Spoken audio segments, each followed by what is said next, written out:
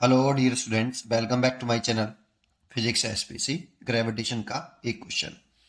A body is projected vertically upward from the surface of earth with velocity equal to one third of s cap velocity.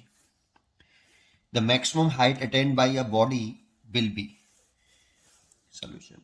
सबसे पहले एक diagram बनाए कि एक body है, ये तो अर्थ है बेटा आपकी। ये अर्थ बना ली। ये अर्थ का मास कैपिटल है और अर्थ की जो रेडियस है वो कैपिटल आर। यहाँ से इसके सरफेस से, ये सरफेस यहाँ से एक बॉडी जिसका मास स्मॉल एम है, इसे फेंका है कितनी स्पीड से? One third of S cap velocity. तो ये इन्फानेट पे तो नहीं पहुंचेगा, क्योंकि एस कैप वेलोसिटी में होते तो इन्फिनिटी पे पहुंचता। तो मान लो ये यहाँ पहुंच गया कहीं इस जगह पर, है ना? तो ये इसकी क्या है? Maximum height. ये हमें निकालनी है। एच, इसे एच मान लेता हूँ। और यहाँ पे इसकी वेलोसिटी जीरो हो गई है, तभी तो इसको मैक्सिमम हाइट बोलेंगे। यहाँ पे पहुंचा, इसके बाद वेलोसिटी जीरो हो गई, फिर रिटर्न कर रहा है, तो इसलिए इसकी मैक्सिमम हाइट हो गई। ठीक है, ये ए पॉइंट मान लिया है, ये वाला बी। अब जैसा कि हम जानते हैं कि अर्थ के सरफेस से अगर किसी बॉडी को अगर हम एस के वेलोसिटी से फेंकते हैं, अगर मैं फेंकूं ही कितनी वेलोसिटी से? एस के वेलोसिटी से अर्थ के सरफेस से। ये इसकी रेडियस है आर, इसका मास है अर्थ का कैपिटल एम, बॉडी का मास है स्मॉल एम।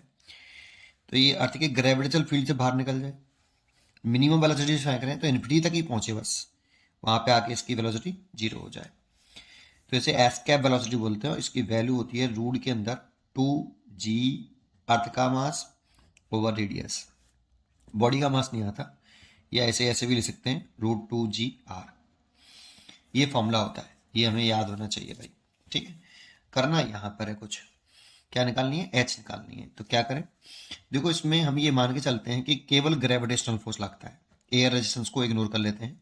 क्वेश्चन में गिवन ना हो तब भी आप एयर रेजिस्टेंस को इग्नोर करके चलेंगे, तो ओनली ग्रेविटेशनल फोर्स का वर्डन है। बाकी नॉन कंजर्वेटिव फोर्स जैसे एयर रेजिस्टेंस, उसका द्वारा किया गया वर्डन जीरो, और एक्सटर्नल फोर्सेस भी जीरो मान के चलते हैं।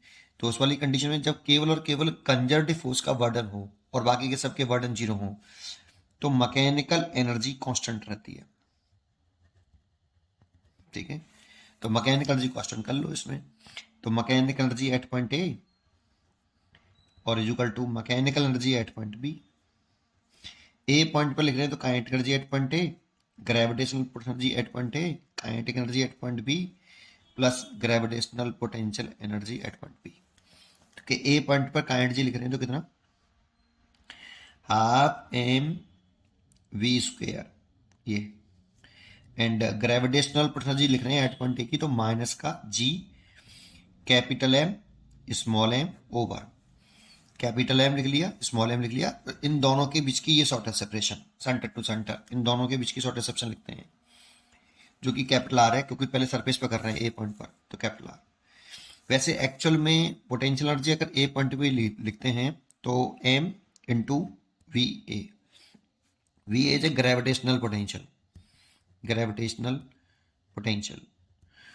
और due to earth, due to earth के ग्रेविटेशनल पोटेंशियल में है कौन?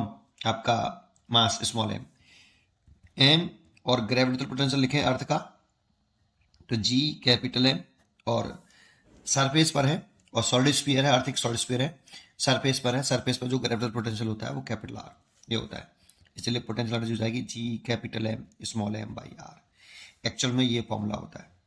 नेट पोटेंशियल लिखना चाहिए ए पॉइंट का, क्योंकि यहाँ पर इस मास बॉडी स्मॉल एम के आसपास जो है केवल अर्थ ही है, और इसी का नेट पोटेंशियल लिख देंगे जो हमें क्वेश्चन में गिवन है।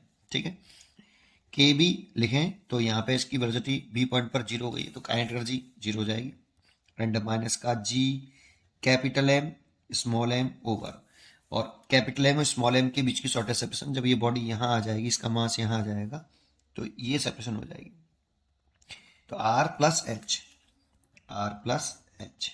ऐसी बी पॉइंट की अगर हम पोटेंशियल एनर्जी लिखते तो लिखते एम बी पॉइंट का ग्रेविटेशनल पोटेंशियल, और बी पॉइंट का लिखते हैं तो ये देखो अर्थ के लिए लिख रहे हैं, और ये पॉइंट जो बी पॉइंट है वो अर्थ से बाहर है, सॉलिड स्फीयर हो गया, सॉलिड स्फीयर के बाहर है, आउटसाइड है। तो G capital M over centre से आउटसाइड पॉइंट तक की डिस्टेंस लिखते हैं। जो सेंटर से आउटसाइड पॉइंट तक की डिस्टेंस देखें तो आर प्लस एच, तो आर प्लस एच होगा।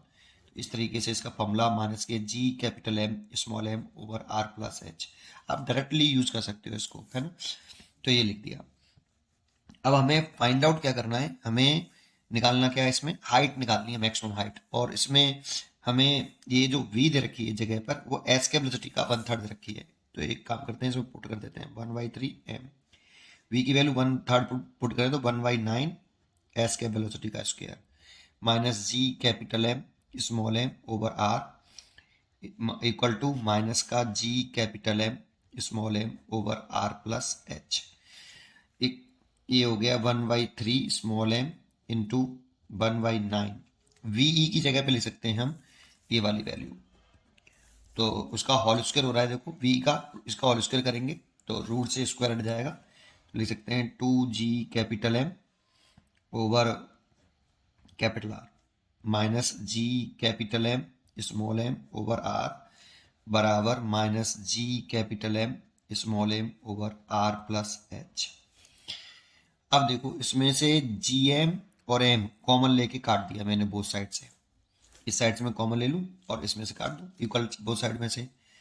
तो यहाँ तो बचा ये 27 हो गया, ये 2 हो गया, है ना। अच्छा ये 1/2 है यार, ये तो 1/2 है ना।